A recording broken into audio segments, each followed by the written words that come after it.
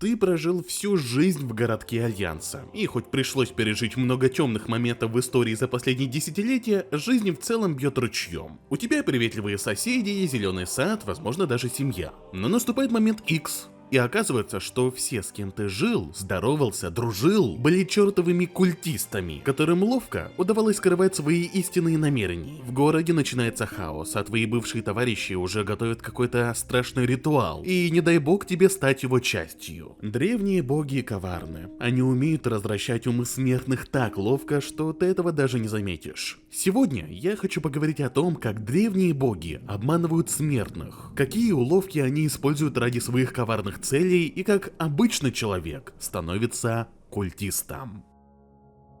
Начнем немножко с вдохновения древних богов. Ни для кого не является секретом, что разработчики при создании древних богов вдохновлялись Говардом Лавкрафтом. Создатели Варкрафта в целом черпали вдохновение из разных вымышленных вселенных. Для первых стратегий по Варкрафту большое влияние оказал ДНД. Даже более того, некоторые всем известные персонажи были либо основаны на существах из этой вселенной, либо были придуманы для этой игры. Блейдмастер Самуро изначально был вдохновлен персонажем орка-мечником для ДНД одного из разработчиков. Та же самая история с Утером, чей первый концепт был создан по образу слепого паладина. Собственно, с древними богами и Лавкрафтом та же история. Даже имена похожи на имена великих сущностей из вселенной писателя. Ктун и Ктулху, Йоксарон и Йоксатот. Как же великие сущности Лавкрафта сколачивали вокруг себя целые культы? Это процесс долгий. Безумцы, маргиналы могут веками сидеть в подполье, дожидаясь удобного момента. Культ Йоксатота, также известный как культ Харазоса, возник в 16 веке в Румынии и медленно распространялся по Европе. Главная цель культистов – пробудить самого Йоксатота. Несмотря на то, что культ был разогнан, он был возрожден в США столетия спустя. Культ Ктулху еще старше и имеет целую сеть поклонников в разных уголках мира. Они, как и их коллеги с культа Харазоса, надеются, что их объект поклонения вернется в наш мир, а вокруг воцарится смерть, кровопролитие и уныние. Они смогут устроить и возглавить хаос, отбросив все моральные устои.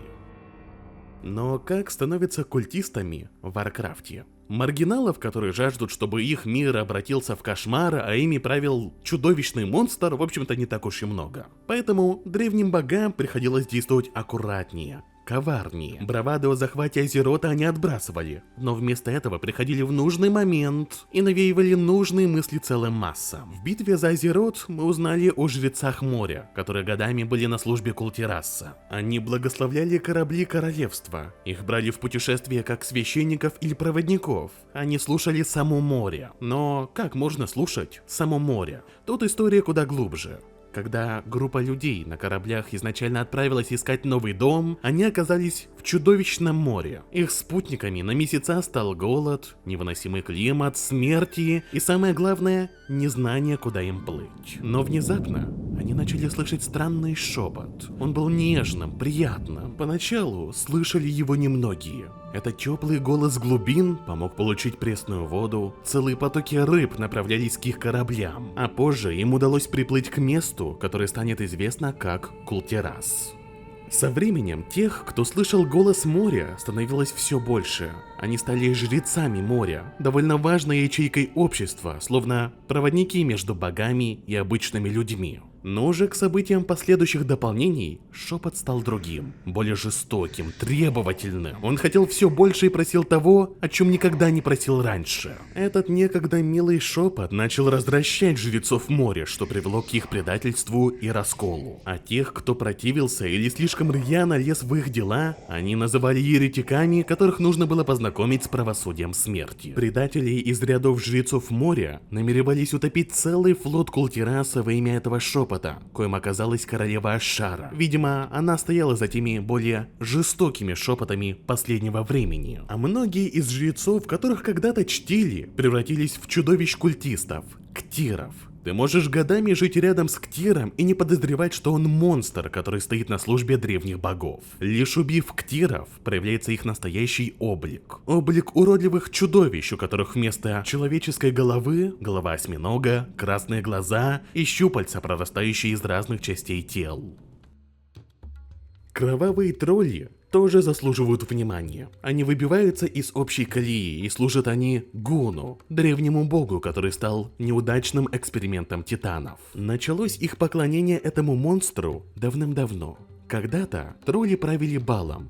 Однажды кто-то попытался призвать бога крови, Хакара. Бог был ужасен, требовал жестоких подношений. Он привел к гибели сотен и тысяч троллей. Чудом его удалось изгнать. Однако определенная, маргинальная часть троллей продолжали ему поклоняться и грезить о том, что он вернется. Они развивали учения, связанные с кровью, и даже научились ее высасывать из врагов с помощью тотемов и магии. А после неизвестно при каких обстоятельствах они начали поклоняться Гуну, который тоже имел славу кровавого бога. По моему мнению, кровавые тролли, пожалуй, одни из самых шизанутых служителей. Они проводили очень жуткие ритуалы, имели странную культуру. Если мужчины-тролли отказываются выполнять приказы женщин, их могут заковать в цепи, убить или даже съесть. Кстати, все три варианта вполне возможны последовательно для одного индивида. Если у кровавых троллей возникают проблемы с едой, проблемы быстро решаются поеданием менее успешных соплеменников. Но их ритуалы, а их много, очень много, и все они очень жестокие и требуют постоянных жертвоприношений. Так что попадаться на глаза этих фанатиков я бы уж точно не рекомендовал бы. Но говоря о культистах и древних богах, невозможно не упомянуть о Сумеречном Молоте, наверное, одной из самых могущественных организаций культистов. Этот культ имеет длинную историю и в течение многих дополнений вставлял палки в колеса героям. Им абсолютно не важно, кто ты, орк или человек, гоблин или гном, если ты разделяешь их идеи, то ты их друг. В Ваниле они помогали пробудиться Ктону. В гневе короля Лича они прислушивали Йог-Сарону и даже попытались осквернить артефакт света, чтобы создать оружие чистой тьмы. В Катаклизме ячейки Сумеречного Молота проникли в самые дальние уголки Орды и Альянса. Под видом паникеров культисты в крупных городах твердили о неминуемом конце. Да и вообще, в Катаклизме они помогали Смертокрылу, устраивали 4D шахматные многоходовочки, но о них позже, и сеяли хаос среди обычных мирных жителей. В Пандарии они попытались реорганизоваться, в Дренории и в Легионе попытались призывать в Азерот нескольких могущественных существ. А в битве за Азерот культисты смогли возродить монстра, Сагота на Темном берегу, который с Ванилы вызывал у игроков вопросы. Это было могущественное существо древних богов, которое пало в Великой битве. Благодаря культистам его удалось вернуть. В общем, если культ проклятых — это фанатики плети, то Сумеречный Молот — это их коллеги, фанатеющие по бездне. Во многом они похожи. У Сумеречного Молота даже есть что-то вроде своей газеты, где они публикуют пропагандистские материалы, новости, новые поручения. Там раскрывались темы, почему мы должны верить древним богам или какие же негодяи эти герои Азерота. Какова же мотивация становиться слугой древних богов? Как вы поняли, для каждого причины разные, но по правде говоря, момент мотивации в игре раскрыт не очень сильно. Часто приходится догадываться самому. Изредка есть квесты, где даются определенные намеки. Кровавые тролли изначально были предрасположены к безумствам, чего уж стоит поклонение богу крови. Гун помог раскрыть их возможности на полную, а другим троллям, как мы узнали в битве за Азерот, он предлагал бессмертие взамен на служение. Жрецы моря напоролись на шепоты, которые сначала им помогали и приносили дары, а позже, вероятно под влиянием Ашары, наоборот, караптили их. А членам Сумеречного Молота обещали власть, возможность увидеть разрушение Азерота. А кого-то просто шлифовали бесконечными шепотами, которые принуждали делать всякое нехорошее. В общем, тут все на любой вкус и цвет. Но опять же мы говорим о небольших крупицах информации.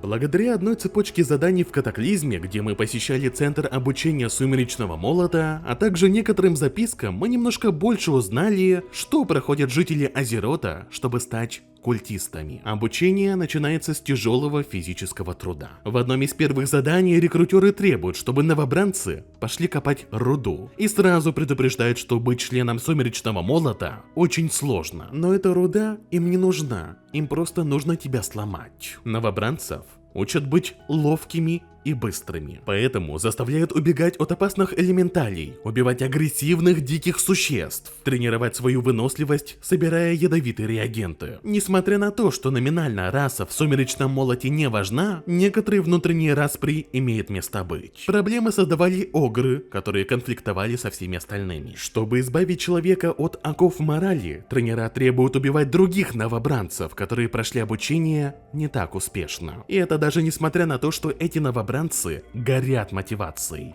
Но этого недостаточно. Иными словами, до конца обучения доживают далеко не все. Только те, кто прошел очень изнурительное, опасное как морально, так и физически испытание. В одном из квестов мы даже произносили воодушевляющую речь перед культистами, которые только закончили обучение. Дальше, можно предположить, Сумеречный Молот создавал бесчисленные ячейки в самых разных местах. В столицах Орды или Альянса, или просто неприметных тихих городках. То, что внешне члены Сумеречного Молота никак не отличаются от обычных жителей Азерота, лишь способствовало укреплению подпольной сети. В том же Катаклизме мы раскрывали одну такую подпольную группу, которая годами скрывалась под видом церковников. А в битве за Азерот, благодаря предмету под названием Даррен-Зота, мы видели других NPC в Баралусе или Дазар-Алоре, которые тоже являлись тайными слугами Нзота. Ими могли оказаться абсолютно неприметные моряки, которые даже не подавали намек на безумие. Торговцы в обычных лавках, ремесленники. Даррен-Зота открывал скрытые диалоги. В них NPC признавались, что что-то за глазами, что-то страшно щекочет их мозги, а с ними творится что-то дикое. В Зандаларе мы могли встретить детей, и при наличии Даррен-Зота они говорили следующее. «Мама пытается отправить меня на встречу с его голосом, чтобы я мог играть вечно. У папы был другой план. Теперь мама никогда больше не постареет». Древние боги – мастера многоходовок. Давайте теперь немного поговорим о том, как древним богам удавалось проворачивать авантюры, которые влияли на историю Азерота. И предательство Локина можно назвать одним из самых трагичных предательств в истории нашего мира, с последствиями которого нам приходится разбираться до сих пор. Хранители были созданы титанами, чтобы они защищали Азерот, противостояли древним богам. Йоксарон и другие сущности были заключены в тюрьму. Тысячелетиями они грезили о том, как вернуться, как величие Темной Империи снова возродится. Йоксарону даже из тюрьмы удавалось оказывать незначительное влияние на хранителей, в частности Локина. Мало-помалу он направлял его мысли и действия в нужную ему сторону. Ему удалось на мгновение внушить Локину желание наброситься на Сив, жену другого хранителя, с которой Локин имел роман. Это привело к ее смерти и череде лжи, чтобы утаить содеянное. Он начал врать, что ее смерть – дело не его рук, а ледяных гигантов. Йоксарон почувствовал, что раздор накаляется, действовал активнее, внушал мысли, шептал. Локин обратился против своих же товарищей. Он подстроил смерть Мимирона, заставил пленить Одина, развратил Фрейю и Ходера. А когда оставшиеся хранители поняли, что дело пахнет керосином и решили бежать, Локин окончательно свихнулся. Он послал за ними адских слуг древних богов, чтобы поймать их и убить. Он попытался скрыть правду, фальсифицировать историю, даже переписать ее, чтобы утаить то, что началось с маленькой лжи. Впрочем, смертные расы тоже подвергаются их влиянию. В Катаклизме они провернули одну из самых интересных авантюр. Король Лич повержен. Королевства Альянса только отходят от потерь в войне на Северном континенте. Уже много лет архиепископ Бенедикт был главным лицом в церкви Штормграда. К нему обращались юные жрецы, он наставлял людей на путь истины или помогал в трудную минуту. И трудная минута снова настала. Смертокрыл вторгся в Штормград, подпалил несколько районов, сеял хаос в главном городе Альянса. Но почему-то, имея возможность сокрушить столицу здесь и сейчас, Смертокрыл предпочел просто улететь, словно это была показательная акция. Сотни и тысячи горожан, испуганных до смерти, шли в церковь Штормграда. Там они искали надежду, веру, которая им поможет. И там их встречал архиепископ Бенедикт, который ловко начал продвигать нарративы, что нужно восстановить порядок и обрести истинную свободу, что нужно искать другие способы решения мирских проблем. Все это время почитаемый архиепископ был культистом. И сейчас был лучший момент, чтобы вдалбливать в головы напуганных людей нужные идеи. Те, кто лучше всего вменял его речам и нарративам, позже становились культистами Сумеречного Молота. А все, что произошло в Штормграде, было очень коварным и в то же время гениальным планом по вербовке горожан. И план был бы идеальным, если бы предательство архиепископа не вскрылось. И это лишь один из многих примеров, как даже самый ярый поклонник света может оказаться слугой древних богов. Шепот — это то, чем известен каждый древний бог, с которым мы столкнулись. Йктун, Йоксарон и Нзот любили использовать шепоты как средство для раздора. Иной раз шепоты были столь частыми, что заставляли существа биться в догадках. Это мои мысли или чье-то влияние извне. Обманывать они тоже умеют. Создавать иллюзии, показывать то, чего нет и не было, ловко маскируя это под действительность. Любовь древних богов к манипуляциям и лжи даже привела к появлению достаточно интересной теории в битве за Азерот, что на самом деле мы проиграли. В конце мы не сразили древнего бога Нзота, это была лишь одна большая иллюзия победы. Честно говоря, учитывая контекст последующих дополнений, маловероятно, что теория действительно верна, но она на 1000% вписывается в образ великих кукловодов. Давайте кратко, о чем она. Игроки примечали некоторые сходства в Неолоте с лживыми видениями Нзота, в которых мы проиграли. Похожие анимации перемещений и порталы, полоска здравомыслия. В рейде мы сталкивались с целыми боссами, которые являлись иллюзиями. Они принимали удобные им облики, чтобы запутать или запугать героев Азерота. Игроки полагали, что неужели сам Нзот, который когда-то развратил эльфов и заключил с ними дьявольскую сделку, смог скараптить одного из могущественных драконов, не смог придумать что-то и в этот раз. А дополнение Dragonflight дало повод игрокам вновь вспомнить о этой теории. Во время одной из цепочек заданий мы вместе с Хроми путешествуем по разным временным линиям и забредаем в прошлое настолько глубоко, что оказываемся во времени, когда Темная Империя правила Азеротом. Там мы слышим шепоты древних богов, и наш старый знакомый Нзот нас узнает. Более того, он не только видит в нас угрозу, он впивается в наше сознание, нашу память, а следовательно получает знания о том, как он был побежден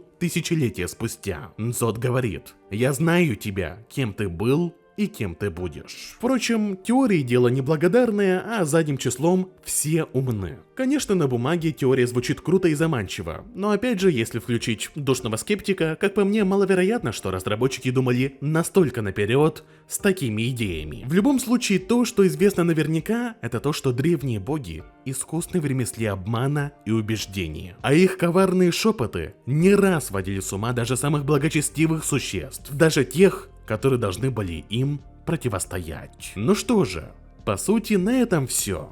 Благодарю вас за просмотр. Удачи!